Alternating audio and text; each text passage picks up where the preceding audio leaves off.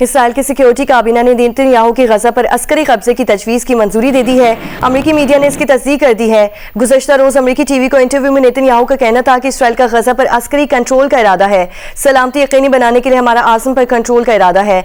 गजा पर हुक्मरानी नहीं चाहते, गजा को सिविलियन हुकूमत के हवाले करेंगे। गजा पर हमास या इसराइल की तबाही चाहने वालों की हुक्मरानी नहीं चाहते। हमास ने इसराइली वज़ीर आज़म के बयानात पर जवाब देते हुए कहा कि नेतन्याहू के बयानात गजा जंगबंदी मुज़ाकरात पर शबखून के मुतरादिफ है। गजा पर जारहियत में तौसीस से नेतन्याहू यरगमालियों को अपने मुफादात पर कुर्बान करना चाहती हैं।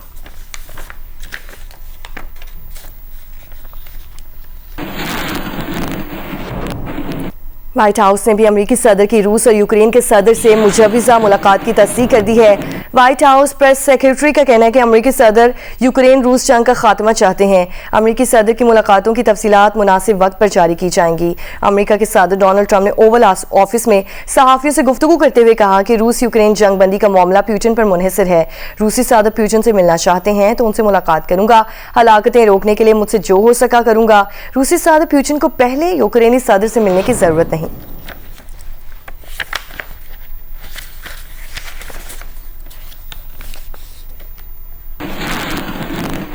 और 40 मार्च का फैसला मौखर, हुकूमत, शिया उलमा काउंसिल और MWM का 7 नुकाती एजेंडे पर इतफाक। वफाकी वज़ीर मुमलिकत तलाल चौधरी ने कहा कि गवर्नर सिंध का मशकूर हूँ, मुज़ाकरात में किरदार अदा किया। बोले दरख्वास्त की है कि इस साल बज़रिए सड़क 40 के लिए सफ़र ना किया जाए। हुकूमत इराकी वीज़े की 60 रोज़ तक तौसी करवाई गई। बॉर्डर पर मौजूद तलबा को ईरान दाखिल होने दिया जाएगा और जिनके इराकी वीज़ा जारी हो चुके उन्हें रियायती टिकट दिलवाएंगे। 2 से 3 रोज़ में फ़्लाइट ऑपरेशन भी शुरू करवाया जाएगा। मामले पर हुकूमत आला सतह की कमेटी तश्कील देगी। MWM के रहनुमा इलामा रिजवी ने कहा कि गवर्नर सिंध कामरान टिसोरी को मुतालिबात पूरे करवाने के लिए जामिन बना दिया है। गवर्नर सिंध कामरान टिसोरी ने कहा कि जो रास्ता रोज़ा हज़रत इमाम अली और हज़रत इमाम हुसैन रज़ी अल्लाह तआला अन्हु के रोज़े की ज़ियारत की जानिब जा रहा हो उसे कोई बंद नहीं कर सकता। ज़ायरीन कराम के लिए by road Taftan Ramadan border जो तारीखी तौर पर तारीखी अहमियत का हामिल है वो ना कभी बंद हुआ है और आइंदा सालों से ना कभी बंद होगा।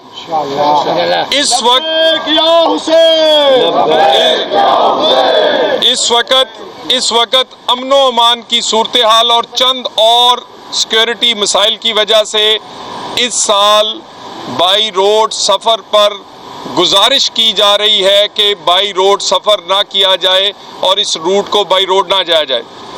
नंबर 3, जिन ज़ायरीन ने वीज़ा 40 के लिए हासिल किए थे उनके वीज़ा जो थे वो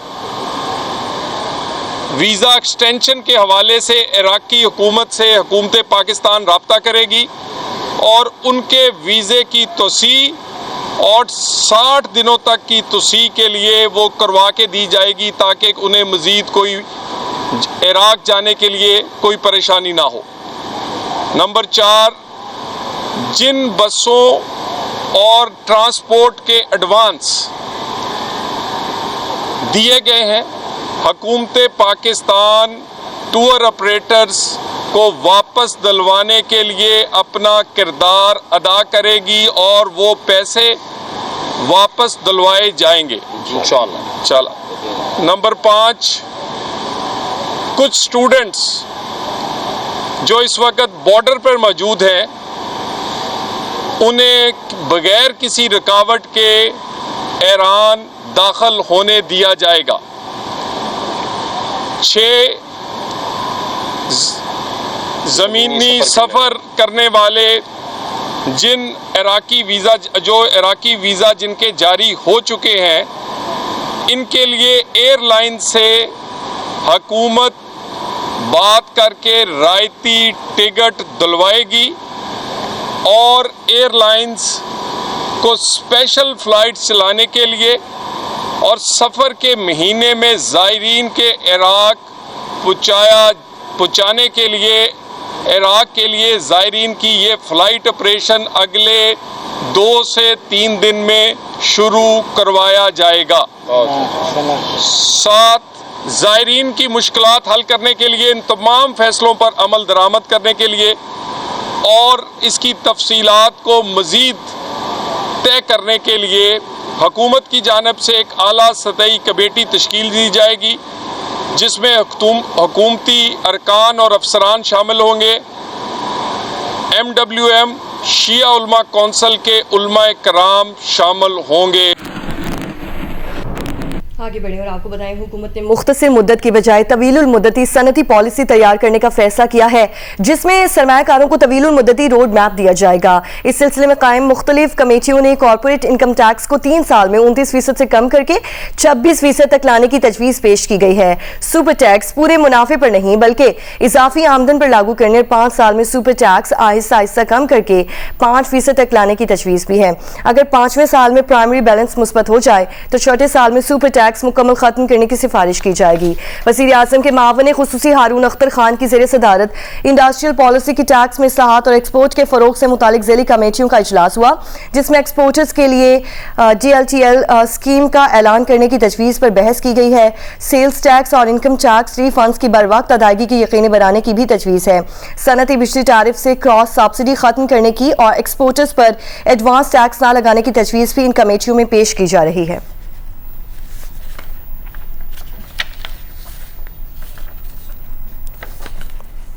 और पाकिस्तान में माली साल 25 के इख्तिताम पर ज़ेरे गर्दिश नोटों का तनासिब 26% रहा। तरक्की याफ्ता मुल्कों में उमूमन ये शरह 10% से कम होती है, क्योंकि ये महंगाई का सबब बनती है। रियाज एंडी इस पर रिपोर्ट करें। किसी मुल्क में अगर ज़ेरे गर्दिश करेंसी नोटों की मिकदार जायद हो तो महंगाई सर उठाती है, हवाला हुंडी पर इन्हिसार बढ़ता है और करप्शन बेलगाम घोड़ा बनकर दौड़ने लगती है। दुनिया के तरक्की याफ्ता मुल्कों में ज़र वसी और ज़ेरे गर्दिश करेंसी नोटों का तनासुब 10% से कम होता है। पाकिस्तान में ये तनासुब माली साल 25 के इख्तिताम पर 26% से जायद रहा, जिसे काबू करने के लिए वजीर आज़म शहबाज शरीफ ने कैशलेस इकोनॉमी कमेटी बनाई है। जो प्राइम मिनिस्टर साहब के साथ हमने अपने प्लान्स एग्री किए हैं, उसमें पहला प्लान तो ये है कि हमारे ये जो अभी जो एक्टिव मर्चेंट्स हैं वो तकरीबन 5 लाख के करीब हैं। 4 टाइम्स इसको इंक्रीज़ करना है कि अभी हमारे जो यूज़र्स जो हैं जो डिजिटली पे करते हैं वो तकरीबन 95 मिलियन है। एक साल में 25 मिलियन का इसमें भी इजाफा करना है। गवर्नमेंट की सारी पेमेंट्स रास्त के प्लेटफॉर्म पे लेके आएंगे। पाकिस्तान का अदायगियों का निज़ाम रास्त कैशलेस मईशत पर मुंतकली का बेहतरीन प्लेटफॉर्म मुहैया करता है और मुंतकली किस हिकमत अमली से होनी है, इस पर कैशलेस कमेटी हर हफ्ते इजलास कर रही है। पहली जो हमारी रिकमेंडेशन थी इस कमेटी की कि पाकिस्तान में QR कोड जो है वो हर जगह लगे। दूसरी हमारी ये रिकमेंडेशन थी कि किसी तरह हम डिजिटल पेमेंट्स को इंसेंटिवाइज़ किया जाए ताकि कस्टमर के लिए थोड़ा सा एक सहूलत के अलावा एक उसको कोई माली फ़ायदा भी हो। तीसरी हमारी रिकमेंडेशन ये थी कि जी इसी तरह आप जो कैश है उसको थोड़ा सा अनअट्रैक्टिव करें। बात यह है कि पाकिस्तान बदल रहा है। कैशलेस मईशत मुल्क का एक कौमी मंसूबा है और क्या आप नाजरीन इस मंसूबे का हिस्सा बन गए हैं? रियाज एंडी, जियो न्यूज़, कराची। नायब वज़ीर आज़म इसहाक डार ने कहा है कि पड़ोसी मुल्क खुद को चौधरी समझता था, अल्लाह ने उसका गुरूर खाक में मिला दिया है। 4 दिन की जंग में दुश्मन को शिकस्त से फाश दी। इस्लामाबाद में बरी इमाम के उर्स की तकरीब से खिताब में उन्होंने कहा कि पाकिस्तान मुश्किल हालात से निकल गया है, मुल्क को दिवालिया होने से बचा लिया है। मुल्क की मईशत 47वें नंबर से अब 40वें नंबर पर आ गई है। पाकिस्तान को टॉप 20 मुआशी मुल्कों में शामिल करना है। ज़ेर ज़मीन मौजूद ज़खायर को निकालने की कोशिश की जा रही है। 2 साल कबल पाकिस्तान सिफारती तन्हाई का शिकार था, आज ऐसा नहीं है। पाकिस्तान ने SCO सरबराही इजलास की मेजबानी की है। इसहाक डार ने कहा कि बतौर मुसलमान ईरान की हिमायत करना हमारा फर्ज है। ईरान इसराइल जंग में पाकिस्तान ने अपना फर्ज निभाया है। फील्ड मार्शल आसिम मुनीर और वज़ीर आज़म की कोशिश थी कि ईरान की जितनी मदद हो सके करें।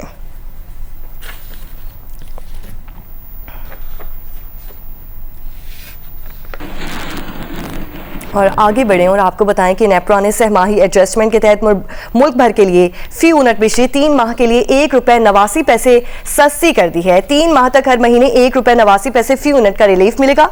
नेप्रा फैसले के मुताबिक बिजली के इलेक्ट्रिक समेत मुल्क भर के लिए सस्ती की गई है। ये रिलीफ गुज़श्ता माली साल के आखिरी सहमाही के मद में फराहम किया गया है। सारिफीन को ये रिलीफ अगस्त, सितंबर और अक्टूबर में फराहम होगा। मजमूई तौर पर सारिफीन को 55 अरब 87 करोड़ रुपए का फायदा होगा। नेपरा ने फैसले का हतमी नोटिफिकेशन विफाकी हुकूमत को भेज दिया है। उसके अलावा नेपरा ने जून की माहाना एडजस्टमेंट के तहत फी यूनिट बिजली 78 पैसे सस्ती करने का नोटिफिकेशन भी जारी कर दिया है। सारिफीन को जून की फ्यूल प्राइस एडजस्टमेंट का रिलीफ अगस्त के बिल्स में मुंतकिल किया जाएगा।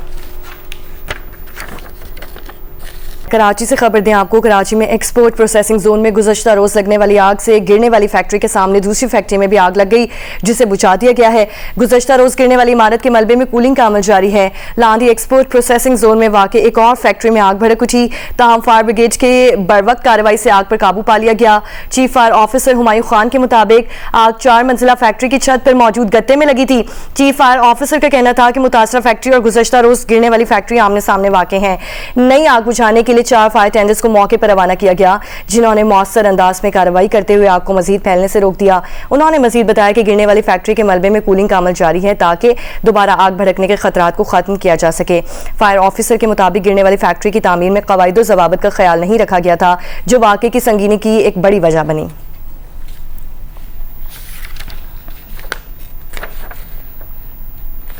फैसलाबाद पुलिस ने रवां साल गुज़श्ता 7 माह में जराइम में मजमूई तौर पर 27% कमी का दावा किया है। अमनो अमान के हवाले से शहरी पुलिस की कारकर्दगी के हवाले से क्या कहते हैं, ये सब कुछ जानेंगे इरफानुल्लाह की रिपोर्ट में।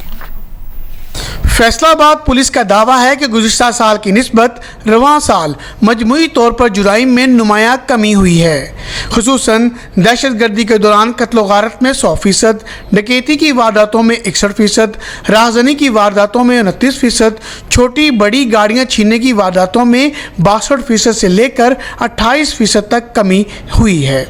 क्राइम अगेंस्ट प्रॉपर्टी और क्राइम अगेंस्ट पर्सन दोनों हेड्स में कमी आई है। क्राइम अगेंस्ट प्रॉपर्टी जिसमें गाड़ी स्नैचिंग की वारदातें, सरका बिल जबर, डकैती की वारदातें होती हैं, उसमें तकरीबन 27% कमी आई है। और जो क्राइम अगेंस्ट पर्सन जिसमें कत्ल, इक़दाम कत्ल की वारदातें, उसमें औसतन 14% कमी आई है। जुराइम की नई वारदातों में कमी से शहरी मुतमिन तो हैं, लेकिन पुरानी वारदातों के दौरान मालो असबाब से महरूम होने वालों को नुकसानात का अजाला ना होने की शिकायत मौजूद हैं। फैसलाबाद के क्राइम में कमी तो वाक़या हुई है, लेकिन जो पहले क्राइम हुए हैं उनकी कोई रिकवरी नहीं हुई। जैसे मोबाइल वगैरह किसी का छीना, जैसे मोटर बाइक, अभी तक किसी की रिकवरी वगैरह नहीं हुई। फैसलाबाद के शहरियों का कहना है कि पुलिस जहां नए जुराइम की शरह में नुमायां कमी लाने की दावेदार है, तो वहीं पुरानी वारदातों के मुतासरीन की दाद रसी के लिए भी खुसूसी इक़दामात होने चाहिए। कैमरामैन अली असलान और मोहम्मद उस्मान के साथ इरफानुल्लाह, जियो न्यूज़, फैसलाबाद। और जामशोरो की तहसील मानचन में प्राइमरी स्कूल की नई इमारत ने तालिब इल्मों के साथ साथ असातिज़ा को भी खुश कर दिया है। 8 साल तक स्कूल एक झोंपड़ी में कायम था, लेकिन सूबाई हुकूमत की जानिब से तामीर करदा नई इमारत में बच्चे खुशी खुशी पढ़ाने के लिए आते हैं। इसी पर देखिए रियाज नारीचो की रिपोर्ट।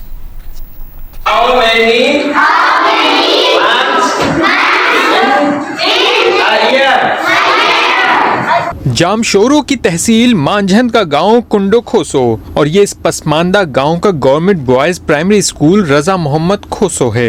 इन दिनों यहाँ पढ़ने वाले बच्चों की खुशी दीदनी है। वो अपने स्कूल की नई इमारत में चंद माह पहले ही शिफ्ट हुए हैं।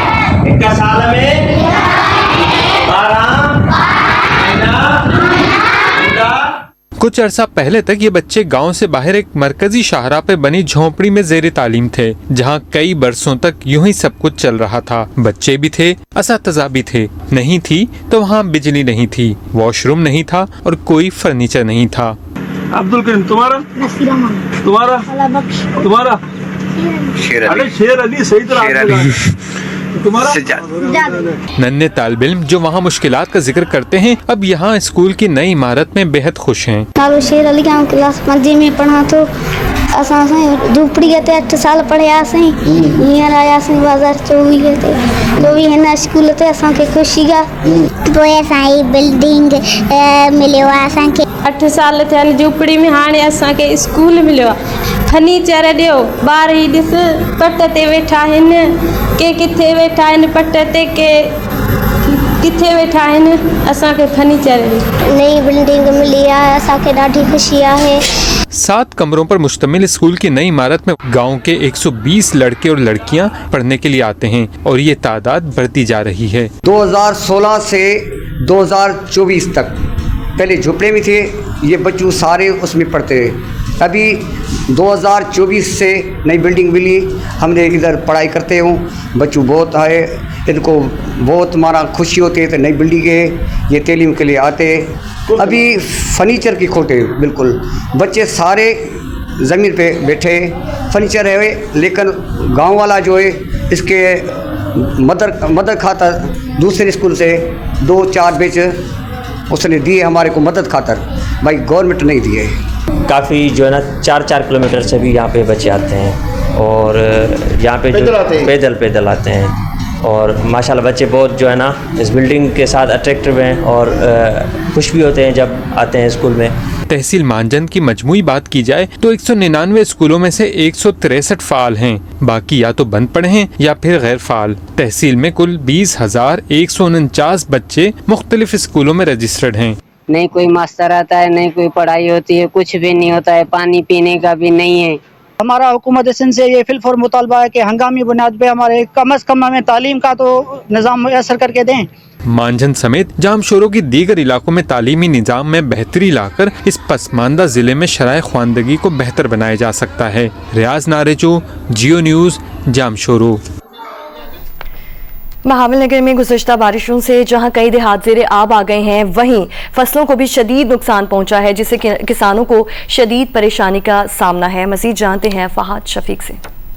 जी बिल्कुल, बहावल नगर में गुज़श्ता दिनों होने वाली बारिशों ने फसलों को शदीद नुकसान पहुंचाया है। खासतौर पर हरुणाबाद है, इसके इर्द गिर्द जो इलाके हैं, फकीर वाली और जो मुख्तलिफ गांव हैं, वहां पर 250 मिलीमीटर बारिश हुई और 250 मिलीमीटर बारिश के बाद वहां पर जो कपास की फसल जो कि तैयार हो चुकी थी वो तबाह हो चुकी है। महकमा ज़राअत के मुताबिक 1 लाख एकड़ से जायद जो कपास की फसल है वो मुकम्मल तौर पर तबाह हो चुकी है और महकमा इनहार की जानिब से जो सेम नाले हैं उनकी भल सफाई नहीं की गई, जिसके बाद जो सेम नालों से पानी जो है वो बिपर के बाहर आ गया और उसने भी मुख्तलिफ इलाकों को ज़ेरे आब कर दिया, जिसमें मुख्तलिफ फसलें भी शामिल थी और मुख्तलिफ ऐसे रास्ते थे जो गांव से दूसरे गांव को मिलाते थे, वो भी इस पानी से जो है वो मुतासिर हुए हैं। यहाँ पर किसान जो है वो खासे परेशान नजर आ रहे हैं क्योंकि फसलों का बहुत ज्यादा नुकसान हो चुका है। खासतौर पर जो कपास की और तिल की फसल है ये तकरीबन यहाँ पर तबाह हो चुकी है। कमिश्नर बहावलपुर और DC बहावल नगर भी मुख्तलिफ इलाकों का उन्होंने दौरा किया, लेकिन अभी तक ऐसे इकदाम नहीं किए गए हैं जिससे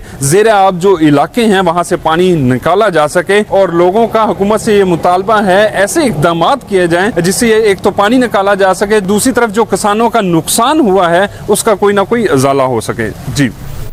पाकिस्तान और वेस्ट इंडीज के दरमियान पहला वनडे इंटरनेशनल आज खेला जाएगा। दोनों टीमों ने जमकर प्रैक्टिस की और मैच पाकिस्तानी वक्त के मुताबिक आज रात 11 बजे शुरू होगा। नई सरजमीन, नया फॉर्मेट। पाकिस्तान और वेस्ट इंडीज की टीमें T20 के बाद अब मद्दे मुकाबिल होंगी वनडे फॉर्मेट में। T20 में पाकिस्तान ने वेस्ट इंडीज के खिलाफ 2-1 के मार्जिन से फतह हासिल की थी। अब एक रोजा मुकाबलों में पाकिस्तानी स्क्वाड मजीद मजबूत दिखाई दे रहा है। वेस्ट इंडियन खिलाड़ियों को सामना होगा पाकिस्तान के सुपरस्टार क्रिकेटर्स बाबर आजम, मोहम्मद रिजवान, अब्दुल्ला शफीक और नसीम शाह का। अनफिट होने के सबब फखर जमान इस सीरीज का हिस्सा नहीं है। दूसरी जानिब वेस्ट इंडियन टीम तकरीबन वही है जिसने T20 सीरीज में हिस्सा लिया था। पहले मुकाबले के लिए पाकिस्तान और वेस्ट इंडीज के खिलाड़ियों ने ट्रिनिडाड में जमकर प्रैक्टिस की।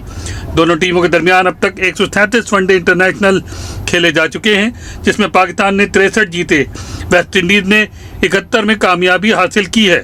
3 मैचेस टाई हुए हैं। दोनों टीमों के दरमियान आखिरी वनडे सीरीज 2022 में मुल्तान में खेली गई थी, जो पाकिस्तान ने 3-0 से जीती थी। प्राइम मिनिस्टर यूथ प्रोग्राम के तहत लाहौर कलंदर्स के ट्रायल्स में लाहौर के नौजवानों ने अपने टैलेंट से कोचेस को मुतासिर कर दिया। गर्ल्स ट्रायल्स के दौरान भी लड़कियों ने टैलेंट से तवज्जो हासिल की। कोचेस का कहना है कि लाहौर टेस्ट क्रिकेटर्स का शहर है, उम्मीद के मुताबिक टैलेंट मिला है, सबको सरप्राइज करेंगे।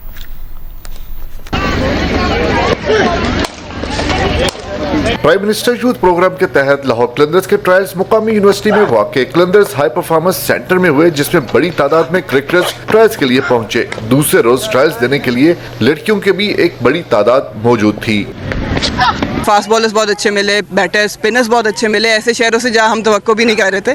तो ये इस प्रोग्राम का यही फ़ायदा है कि जहाँ जिन प्लेयर्स को स्पेशली लड़कियों को बड़े शहरों तक जाने की रसाई हासिल नहीं है, ये प्रोग्राम खुद उनके पास गया और उन्हें मौका मिला टैलेंट दिखाने का। गर्ल्स क्रिकेटर्स का कहना था कि उन्हें अपना टैलेंट सामने लाने के लिए एक अच्छा प्लेटफॉर्म मिला है। 25 से नीचे वालों को मौका मिल रहा है, ये हमारे लिए एक अच्छी अपॉर्चुनिटी है कि हम अपना टैलेंट शो कराएं। ये बहुत एक अच्छी चीज़ है, लड़कियों के लिए अपॉर्चुनिटी है ताकि वो अवेल कर सके और आगे अपने मुल्क का नाम रोशन कर सके। बहुत ज़्यादा अच्छा इनिशिएटिव है कि अब देखें सारे रीजन्स में हर जगह टीम्स बन रही हैं। सबको आना चाहिए, लड़कियों को स्पेशली आना चाहिए क्योंकि लड़कियाँ लड़कों से ज़्यादा भी अच्छा खेल लेती हैं। हॉट कलंदर ने जो है वुमेंस के भी जो है ट्रायल्स स्टार्ट किए हैं, जिस तरह बॉयज़ को अपॉर्चुनिटी मिल रही थी, अल्हम्दुलिल्लाह मुझे लगता है कि अब गर्ल्स को भी मिलेगी। हेड कोच रियाज आफरीदी का कहना है कि उम्मीद थी कि हमें लाहौर जैसे बड़े शहर से अच्छा टैलेंट मिलेगा। हर शोबे से नौजवान खिलाड़ी सामने आए हैं, सबको सरप्राइज मिलेगा। लोगों का जो जुनून देखा है मैंने क्रिकेट का, बहुत ज़बरदस्त है। लाहौर में फास्ट बॉलर्स भी है, बैटर भी है,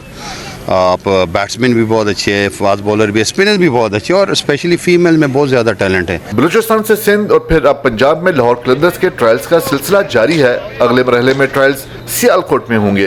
कैमरामैन मोहम्मद सफदर के साथ सुहेल इमरान, जियो न्यूज़ लाहौर। अर्शद नदीम का पाकिस्तान के लिए ओलंपिक मुकाबलों में तारीख रकम किए हुए 1 साल गुजर गया। जेवलिन थ्रोअर अर्शद नदीम ने आज के दिन पेरिस ओलंपिक्स में नए रिकॉर्ड के साथ गोल्ड मेडल जीता था।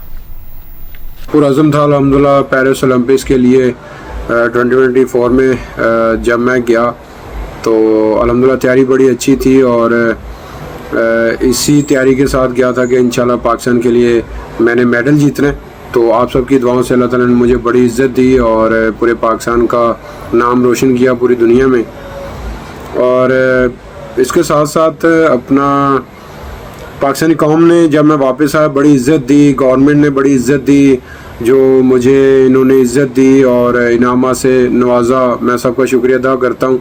और आगे जो है वो इंशाल्लाह मुस्तकबिल यही है कि अभी तैयारी कर रहा हूँ, वर्ल्ड एथलेटिक चैम्पियनशिप आ रही है उसके लिए तैयारी कर रहा हूँ इंशाल्लाह। और पुरअज़म ये भी इंशाल्लाह रहूँगा कि 2028 में इंशाल्लाह जो ओलंपिक्स आ रही है उसके लिए भी इंशाल्लाह भरपूर तैयारी करूँगा। फ़िलहाल अभी जो हदफ है वो वर्ल्ड एथलेटिक चैम्पियनशिप का है। मेरे लिए मज़ीद दुआ करें, जैसे आप पहले मुझे इज़्ज़त देते आ रहे हैं, दुआ करते आ रहे हैं, इसी तरह आप दुआ करते रहें, इंशाल्लाह पूरी दुनिया में पाकिस्तान का नाम रोशन करता रहूँगा। पाकिस्तान में ग्लोबल ताइक्वांडो के बानी मसूद आफरीदी ने आलमी चैंपियनशिप में पाकिस्तान के लिए तलाई तमगा जीत लिया है। खुश्क पहाड़ों से दुबई के मैदानों तक की कहानी कासिफ फजलुल्लाह की रिपोर्ट में देखिए।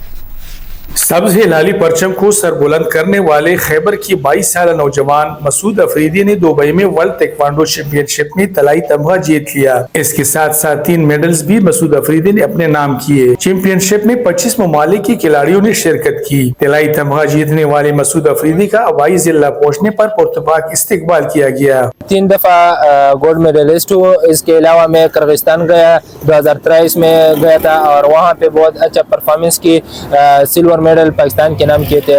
और दूसरी दफा मैं रशिया गया था, वहाँ पे 4 गोल्ड मेडल्स इंटरनेशनल लेवल पे हासिल किया। और तोपो तुफंग की गनगरज में पलने वाला मसूद अफरीदी बचपन में ही वालिद के साय से महरूम हो गया था, ताहम इसने गुर्बत को कामयाबी की राह में हायल न होने दिया। 2023 में पाकिस्तान में पहली बार ग्लोबल ताइक्वांडो फेडरेशन मुतारिफ करवाई। 2025 में आलमी चैंपियन बन गए। मुझे सपोर्ट किया जाए ताकि मैं जो आने वाले इंटरनेशनल इवेंट्स है उसमें पार्टिसिपेट कर सकूं। और अगर गवर्नमेंट ने सपोर्ट नहीं किया तो मैं मजबूर हो जाऊंगा कि मैं जो इंटरनेशनल अवार्ड्स है मेरे साथ जो मेडल्स है वो मैं फिर फरोख्त करूंगा।